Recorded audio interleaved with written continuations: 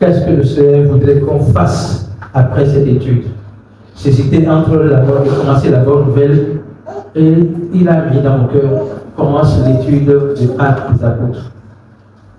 Et je sais que c'est une recommandation qui date de longtemps, depuis 2021. Le président et son épouse nous recommandaient d'étudier Actes des Apôtres. Et ce que j'ai préparé, je ne vais pas vraiment tout faire parce que le temps est limité. On va commencer par Acte 1, verset 3.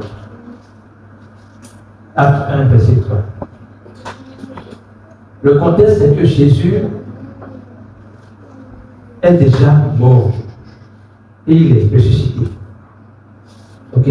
Maintenant, il est venu voir, il s'est révélé à ses apôtres pour leur attester qu'il est ressuscité. La parole dit, après qu'il eut souffert, il leur apparut vivant et leur en donna plusieurs preuves. Et leur en donna plusieurs preuves, se montrant à eux pendant 40 jours et parlant des choses qui concernent le royaume de Dieu. Je voudrais mettre l'accent sur deux choses ici. Première chose, Jésus ne s'est pas montré à tout le monde. Tellement les gens doutaient de sa résurrection que, comme il est ressuscité maintenant, il dit, ah, c'est un exploit. Je vais montrer à tout le monde, montrer que je suis ressuscité. Il ne l'a pas fait. Mais il s'est révélé à ceux qui ont pour mission d'annoncer sa résurrection. Et ce qui m'a attiré mon attention ici, c'est que celui qui, pendant 3 ans, disait à ses apôtres, le royaume des cieux est semblable à, le royaume des cieux est semblable à, le royaume des cieux est semblable à, après sa résurrection, fait maintenant 40 jours pour leur parler uniquement du royaume de Dieu. Ce qu'il dit sur le royaume de Dieu, on ne pourra pas tout voir aujourd'hui, mais lorsqu'on va poursuivre dans l'étude la quintessence de ce qu'il leur révélait concernant le royaume de Dieu, nous allons le découvrir petit à petit. Donc, je vais mettre l'accent sur une chose. Jésus a fait 40 jours à leur parler du royaume de Dieu. Comment est-ce que le royaume de Dieu fonctionne dans la réalité? Avant, il était dans le temps, il était dans les paraboles. Il leur parlait par parabole. Après sa résurrection, il leur révélait la réalité du royaume de Dieu. Alléluia. Verset 4. Comme il se trouvait avec eux, il leur recommanda de ne pas s'éloigner de Jérusalem, mais d'attendre ce que le Père avait promis, ce que je vous ai annoncé. Leur dit-il, suivant. Car Jean a baptisé d'eau, mais vous, dans peu de jours, vous serez baptisés du Saint-Esprit. La promesse que le Seigneur a faite à ses apôtres, c'est qu'ils seront baptisés du Saint-Esprit. Notons que dans Jean 20, verset 20, ils ont déjà reçu le Saint-Esprit. Mais il reste maintenant la manifestation tangible du Saint-Esprit afin qu'ils soient capables de témoigner de Christ sans peur. Je pense que le verset 6 le dit. Déjà le verset 6, s'il vous plaît. On va revenir ici. Alors, les apôtres se réunirent et lui demandaient, non, je vais revenir au verset 5. Je vais revenir à ça. Verset 5. Donc, il leur dit, dans peu de jours, vous serez baptisés de cet esprit. Quand on prend ce verset, on peut également expliquer que le baptême du croyant,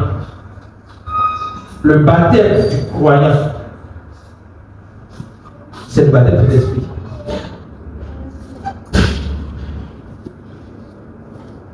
Il dit, Jean a baptisé d'eau, mais vous, dans peu de jours, vous serez baptisés du Saint-Esprit.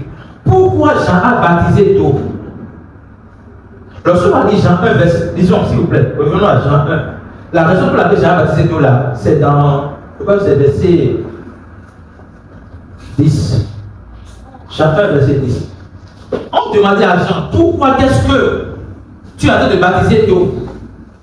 Il dit, celui qui m'a envoyé baptiser d'eau m'a dit, celui sur qui tu verras l'Esprit descendre comme une colombe, c'est lui le Messie.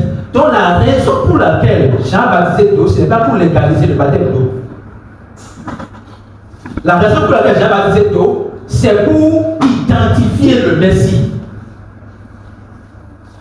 Ok? C'est pour identifier celui qui est le Christ. Et c'est après avoir identifié que dans Jean 1, verset 29, il a dit: voici l'agneau de Dieu qui ôte le péché du monde. Donc la raison pour laquelle Jean a baptisé d'eau, c'est pour identifier le Christ. Et il a précisé, il a dit ce que Jean a dit là-bas. Il a dit: moi je baptise d'eau, mais celui qui vient après moi, lui, il ne va pas baptiser d'eau, mais il va baptiser du Saint-Esprit. Donc cette promesse, Jésus rappelle cette promesse à ses apôtres pour leur dire: dans peu de jours, vous serez la manifestation tangible de l'Esprit Saint qui est déjà en vous. Ce n'est pas à Pentecôte que les apôtres ont reçu le Saint-Esprit en eux. Non. Mais à Pentecôte, ils ont vu la manifestation tangible de la puissance de l'Esprit. Et cette manifestation leur a permis d'être témoins, de pouvoir témoigner de la résurrection de Jésus-Christ sans avoir peur. Alléluia. Revenons maintenant à Actes 1, verset 6. Alors, les apôtres se réunis, lui demandaient: Seigneur, est-ce dans ce temps que tu rétabliras le royaume d'Israël? Est-ce en ce temps que tu rétabliras le royaume d'Israël? Il leur parlait de quoi tout à l'heure? Il leur parlait de quoi? Il leur parlait de la baptême du Saint-Esprit. Mais il demande: est-ce que c'est à ce moment-là que tu vas rétablir le royaume de Dieu? Jésus pourrait répondre par oui ou par non. Mais voyons la réponse de Jésus. Il leur répondit: ce n'est pas à vous de connaître les temps ou les moments que le Père a fixés dans sa propre autorité. Ce n'est pas à vous de connaître les temps ou les moments que le Père a fixés dans sa propre autorité. Qu'est-ce qu'il est en train d'enseigner là? Il est en train de dire: moi je vous ai dit que vous aurez le baptême de l'Esprit. Contentez-vous de croire en cela. Le moment où ça va venir là dépend de mon Père. Et ne cherchez pas à savoir quand. Ça rejoint l'enseignement qu'on a reçu hier sur le bon temps, le timing de Dieu. On n'a pas imposé un temps à Dieu pour la manifestation de ce qu'il nous a promis. Parce que c'est lui qui a promis. Étant donné que c'est lui qui a promis, lui connaît le moment idéal pour que sa promesse vienne à manifester dans ta vie. Alléluia. Donc il déconstruit cette mentalité des apôtres à chercher à connaître le temps. Et à faire confiance à sa promesse, à sa parole. Alléluia. Verset 8. Mais vous recevrez une puissance. Il le rappelle maintenant ce qu'il a dit. Vous recevrez une puissance. Le Saint-Esprit survenant sur vous. Et vous serez mes témoins. À Jérusalem, dans toute la Judée, dans la Samarie et jusqu'aux extrémités du monde. Il le rappelle ce qu'il lui avait dit dans le verset 6. Vous allez recevoir cet esprit. Vous allez recevoir le baptême de cet esprit. Dans quel temps on aura ça encore? C'est quel jour? C'est quelle heure? Il dit non, ne vous intéressez pas à ça. Mais je vous garantis que vous allez recevoir la puissance du Saint-Esprit qui sur vous fera de vous les vrais témoins de mon message, de mon évangile. Alléluia. Mais il dit, vous serez mes témoins à Jérusalem. Ils étaient à Jérusalem. Lorsqu'on va adapter ou contextualiser ce message à nous, si nous sommes à Calavi, nous serons d'abord témoins de Jésus-Christ à Calavi. Nous serons témoins de Jésus-Christ dans nos maisons. Nous serons témoins de Jésus-Christ dans notre environnement de travail. Ok? Après, il dit, dans toute la Judée, lorsqu'on va finir d'être témoin à Calavi, on peut étendre notre influence, notre impact dans les autres villes, dans toute la Judée, donc dans le village qui suit, à Semekoji, à Savalou, à Ketou, à Poubet, et après on sort pour aller au Nigeria, on va au Togo, on va à Londres, on va, vous comprenez, on va dans le monde entier. Donc le Seigneur voudrait d'abord que nous soyons témoins, ces témoins au milieu de nos frères et sœurs, là où il nous a appelés, là où il nous a prêché il nous a permis de recevoir son message. C'est là qu'il voudrait que nous soyons d'abord ces témoins. Maintenant, je vais vous montrer quelque chose. Verset 14. Pendant ce temps, qu'est-ce que les apôtres faisaient? Il vient de leur donner la promesse. Ils se posaient une question sur le timing. Il a dit, ne vous occupez pas de ça. Hein? Contentez-vous de savoir que vous serez remplis de cet esprit. Alors, qu'est-ce que les apôtres faisaient? Qu'est-ce que les apôtres faisaient pendant que l'attente est là? Pendant qu'ils attendaient, qu'est-ce que les apôtres faisaient? Verset 14. Tous, d'un commun accord, persévéraient dans la prière avec les femmes et Marie, mère de Jésus, et avec les fils, avec les frères de Jésus-Christ. Qu'est-ce qu'ils faisaient pendant l'attente? C'est le message de ce matin. Qu'est-ce qu'ils faisaient pendant l'attente? La parole dit que d'un commun accord, ils persévèrent dans la prière. D'un commun accord. Tous, d'un commun accord. Tous représentent les apôtres. D'un commun accord. Persévèrent dans la prière. Avec les femmes et Marie, mère de Jésus, et les frères de Jésus. Alléluia. Pendant l'attente, notez persévérance. La persévérance veut dire quoi? Tout à l'heure, quand le pasteur Paul chantait, il a dit, nous élevons nos mains vers toi. Et j'ai vu en même temps l'image de Moïse, qui pendant la guerre entre Israël et une autre nation, avait élevé ses mains en haut. Et quand il était fatigué et qu'il descendait sa main, les autres dominaient Israël. Et quand il levait la main, Israël avait la victoire. La persévérance a cette image de constance. Quand Dieu nous dit persévérer, il nous dit gardez les yeux fixés sur moi. Ne détournez pas votre regard de ma personne. Ne vous laissez pas distraire par autre chose que ma personne. Et l'image qu'on peut voir encore, c'est quand Jésus a dit à Pierre, Pierre dit, c'est toi qui marches sur l'eau. Oui, ce n'est pas un fantôme, c'est moi-même. Et il dit à Pierre, viens vers moi. Pierre a commencé à marcher. Mais il y a une phrase qui est venue. Il dit, voyant le vent. Est-ce qu'on voit le vent? Voyant le vent. Qu'est-ce qu'il a fait? Il a mis son énergie, son attention sur le vent et a dédié son attention sur la personne de Jésus-Christ qui lui a dit de venir. À partir de ce moment-là, il a commencé par couler. Jésus lui a dit, il a crié, Jésus sauve-moi. Jésus lui a tapé la main. Qu'est-ce que cela signifie? Chaque fois que Dieu nous donne une promesse, cette promesse est déjà accomplie pour Jésus. Ce n'est pas après. Cette promesse est déjà accomplie. Nous devons juste rester confiants dans la promesse que Dieu nous a donnée. Peu importe le temps que ça va prendre. La parole fait savoir que Dieu a accompli toujours sa promesse. Il dit, si ça tarde, attends, ça va s'accomplir. Parce que la parole de Dieu, sa parole ne sort pas de sa bouche et revient à lui sans avoir accompli ce pourquoi elle est sortie.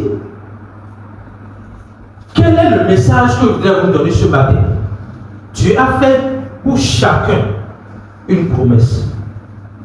Dieu a fait pour la communauté Gym une promesse. Pour l'année dans laquelle nous entrons tout à l'heure. Dieu a fait pour chaque famille une promesse. Et nous devons savoir que cette promesse que Dieu a faite pour nous est déjà accomplie. Dieu m'a enseigné quelque chose il y a 3 jours. Il a dit, depuis que tu es croyant, tu n'es plus à la quête de la grâce. Écoutez bien, vous comprenez. Depuis que tu es croyant, depuis que tu as cru en Jésus-Christ, la grâce personnifiée, tu n'es plus à la recherche de la grâce. C'est-à-dire, ta manière de prier, ce n'est pas Seigneur, fais-moi grâce. Je reprends. Ta manière de prier, ce n'est pas Seigneur, fais-moi grâce. Pourquoi? Parce que tu as reçu la grâce de Dieu. Tu deviens identique à Jésus-Christ. Donc, ce que Jésus-Christ mérite, tu mérites cela. Je reprends. Le mérite de Jésus-Christ, ce qui revient de toi à Jésus-Christ, la puissance, l'autorité, le pouvoir, la bénédiction, la paix, la joie, cela t'est donné légalement. En tant qu'héritier ou héritier avec Christ, nous avons le droit légal de tout ce qui appartient à Jésus-Christ, de tout ce qui identifie à Jésus-Christ, de tout ce qui fait de Jésus Jésus. Autrement, lorsque Dieu nous donne une promesse, ça devient notre héritage. Ce n'est plus une promesse, mais c'est devenu notre héritage. Et nous l'avons légalement.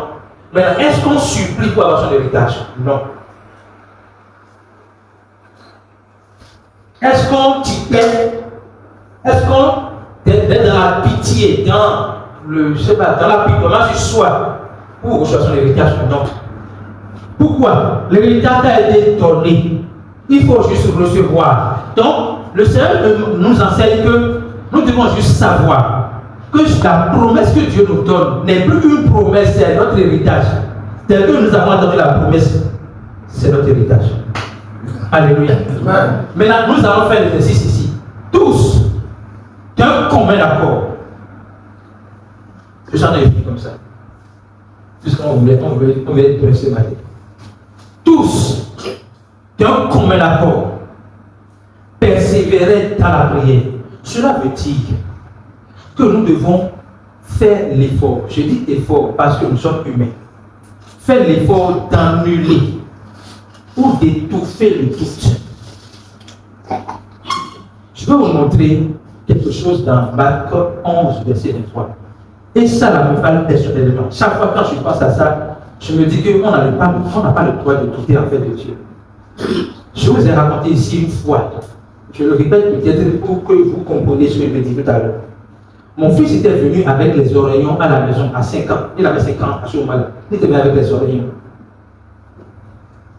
3 jours pendant, j'ai traité l'oreillon, je n'ai pas eu de résultat. Je l'avais, le Seigneur m'a dit, mais tu as la puissance. Tu as la puissance de le guérir, mais tu fais comme si tu ne peux pas le guérir.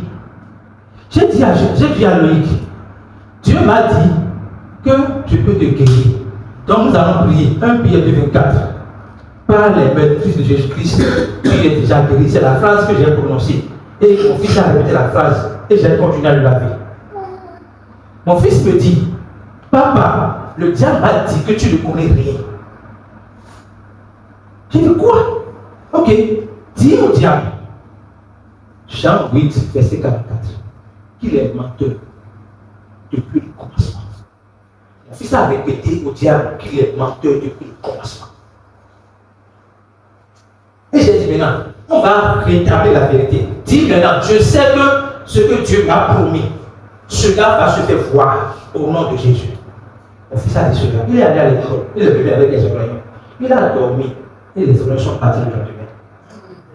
Après, j'ai demandé à Dieu, pourquoi le diable lui a dit que je ne connais rien. Et je l'ai à la ici. En fait, au moment où nous avions prié, Dieu a déjà donné la guérison. C'était accompli. Mais le diable voulait semer dans son cœur le doute. Et s'il doutait, s'il ne me disait pas ce qu'il a entendu, c'est qu'il a consommé le doute. Et on ne verra pas la manifestation. Ce n'est pas que Dieu n'a pas réglé cela, mais on ne le verra pas. Donc le Seigneur ici dit, je vous dis en vérité, si quelqu'un dit à cette montagne, ôte-toi de là et jette-toi dans la mer, s'il ne doute point en son cœur, mais croit que ce qu'il dit arrive, il le verra s'accomplir. S'il ne doute point, c'est pas ça. Il y a l'absolu dans ce point-là. C'est-à-dire qu'il n'est pas possible, il n'est pas bon pour toi de douter. J'ai l'habitude de dire que le doute, c'est dire au diable, j'ai confiance en toi. Le doute, à propos de la parole de Dieu, c'est dire au diable, j'ai confiance en toi.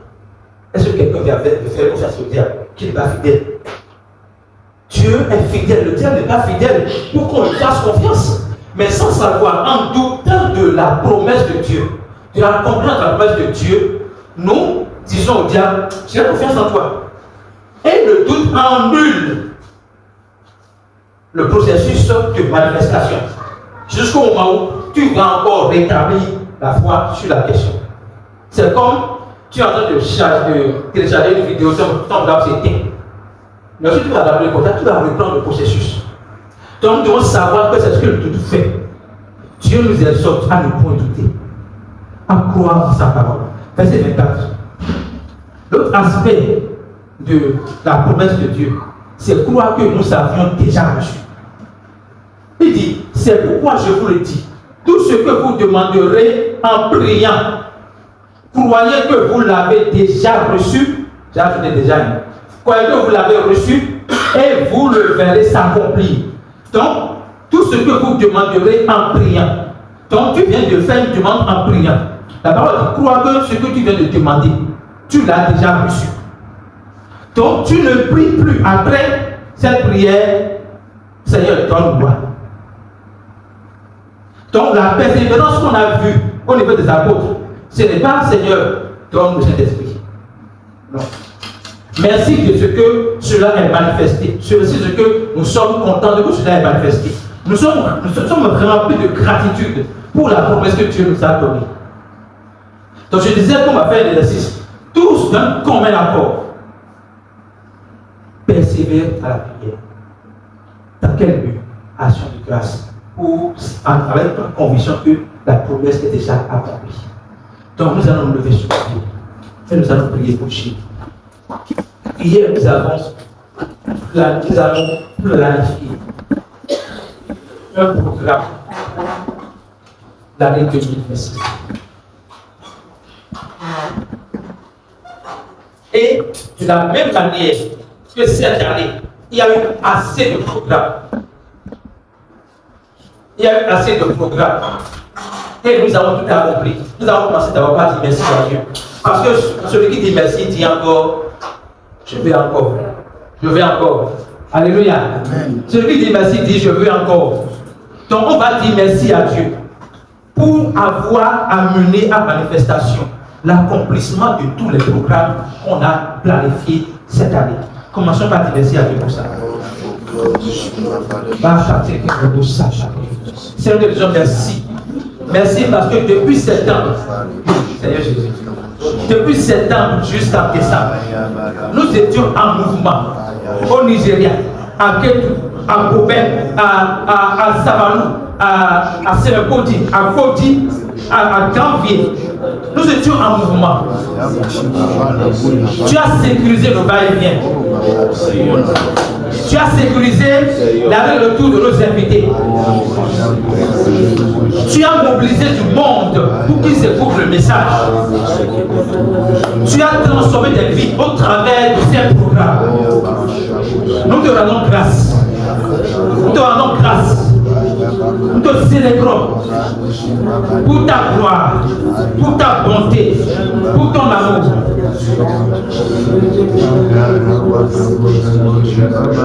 Merci Jésus pour avoir accompli tout ce que nous savions planifier sous ton inspiration. Vous savez, au début, le président disait, je n'ai même pas 500 000. On veut commencer le programme. Je n'ai même pas 500 000. Mais Dieu sait combien on a dépensé pour que tous ces programmes soient accomplis. Commençons par dire encore merci à Dieu pour la provision. Merci pour la provision. Merci pour la provision. Merci pour l'unité que tu fais régner en notre sein. Parce que sans unité, sans la communion des cœurs, nous ne pourrions pas atteindre cet objectif. Merci Jésus. Merci Jésus. Merci Jésus. C'est au nom de Jésus que nous avons prié. Nous allons prier maintenant tous comme un accord pour dire merci pour l'accomplissement de tout ce que nous avons pour 2026. Nous allons prier pour Jim en premier. Tout ce que tu as prévu pour Jim, tout ce que tu as prévu comme impact, influence de Jim, nous verrons tout ce que nous allons voir, tout ce que ça va prier. Amen. Et j'ajoute, ces accomplissements vont ouvrir encore d'autres portes plus grandes. Amen.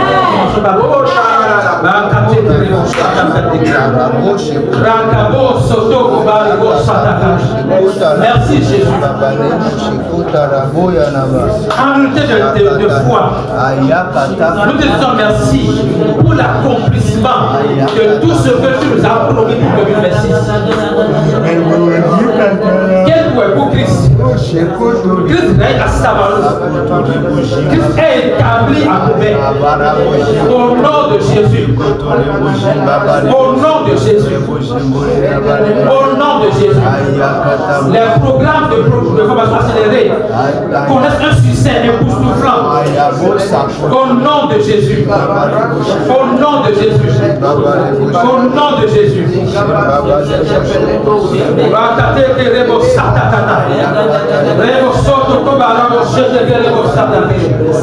La conférence des ministres, peut-être qu'on ne pourra pas, peut-être que là où on reste souvent, on ne peut pas contenir le monde qui viendra. Ceux qui sont bénis pour ce programme deviennent des ambassadeurs de la prochaine conférence des ministres.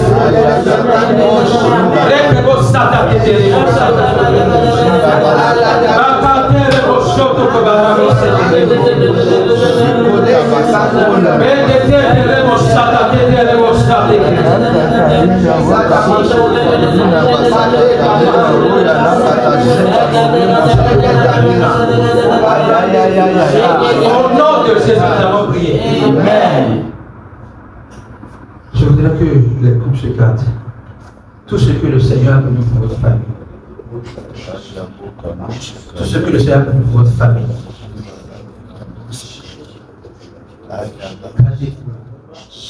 Et c'est éclaté que cela est. Tous un commun accord. Tous un commun accord. Tous un commun accord. Tous un commun accord. Tous un commun accord. Je déclare dans le nom de Jésus que toutes les promesses que j'ai données pour chacune de nos familles, ce n'est plus une promesse, c'est un héritage. Amen. C'est notre héritage. Nous savons déjà cet héritage. Au nom de Jésus.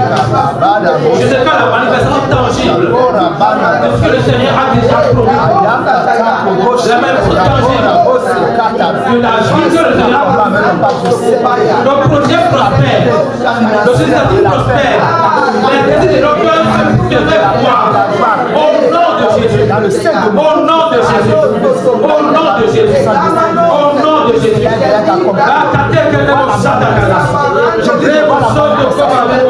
Je vois la manifestation. Amen.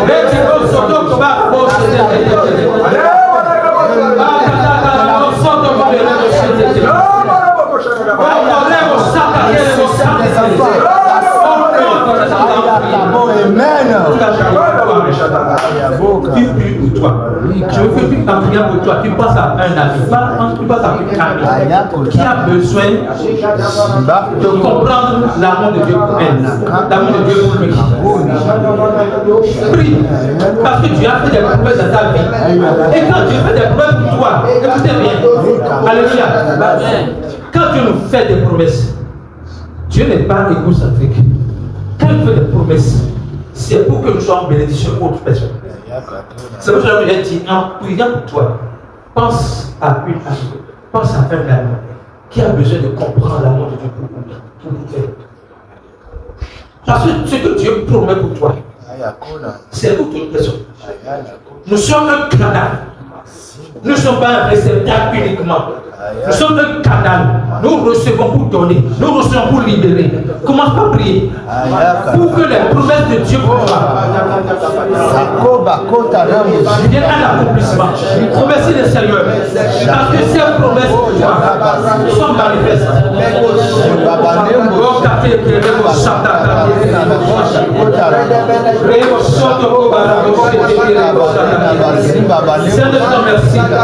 Merci pour les promesses que tu as faites dans ma vie. Merci pour tout ce que tu as fait accomplir dans la vie en 2026. Je déclare que cela est bénéfique pour moi, mais pour également d'autres personnes. Cela est bénéfique pour moi, mais pour d'autres personnes. Cela est bénéfique pour moi, mais pour d'autres personnes. Je suis béni pour bénir. Je suis guéri pour guérir. Je suis en paix pour répandre la paix. Au nom de Jésus. Au nom de Jésus. Au nom de Jésus. Au nom de Jésus. Au nom de Jésus, nous avons prié. Père, nous disons merci. Merci, papa. Nous célébrons ta gloire. Nous célébrons ta paix. Nous célébrons ton autorité. Nous disons merci. Parce que tu nous as donné ton héritage gratuitement. Et nous les recevons. Nous recevons ton héritage avec honneur, avec gratitude, avec joie, avec confiance. Au nom de Jésus, nous avons prié. Amen. Alléluia.